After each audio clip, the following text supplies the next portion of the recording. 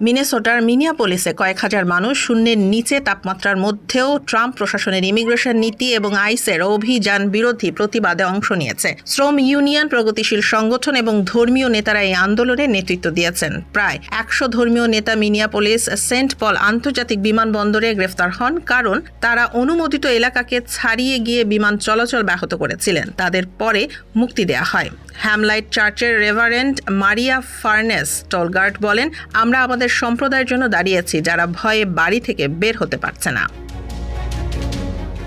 প্রতিবাদগুলো জানুয়ারি 7 থেকে প্রতিদিন অনুষ্ঠিত হচ্ছে, যখন 3 সন্তানের মা রেনি গুড আইস কর্মকর্তার গুলিতে নিহত হন। এই ঘটনার পরে অনেকেই নিজ নিজ স্কুল ও কাজ থেকে বিরতি নিয়ে প্রতিবাদে অংশ নিয়েছেন। সমর্থনে মিনেসোটার 700 এর বেশি ব্যবসা বন্ধ ঘোষণা করেছে।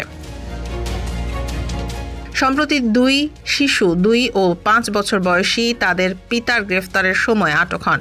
আদালতের নির্দেশে তাদের পরিবারে ফিরিয়ে দেওয়া হয়েছে। এফবিআই এর একজন সিনিয়র এজেন্ট রেনি গুড হত্যা মামলার তদন্তে চাপ অনুভব করে পদত্যাগ করেছেন। হেনেপিন কাউন্টি মেডিকেল এক্সামিনারের প্রাথমিক রিপোর্টে রেনি গুডকে হত্যার শিকার হিসেবে চিহ্নিত করা হয়েছে। প্রতিবাদকারীরা আইসের কার্যক্রম বন্ধ, অভিবাসী সম্প্রদায়ের নিরাপত্তা নিশ্চিত এবং ন্যায় বিচার প্রতিষ্ঠার আহ্বান জানিয়েছেন। রেভারেন্ড এলিজাবেথ ব্রাউনের মতে, আমরা একটি ঐতিহাসিক আন্দোলন দেখছি। এই আন্দোলন রাজ্য ও দেশ জুড়ে ইমিগ্রেশন নীতি, মানবাধিকার এবং নাগরিক নিরাপত্তা নিয়ে নতুন বিতর্ক সৃষ্টি করেছে।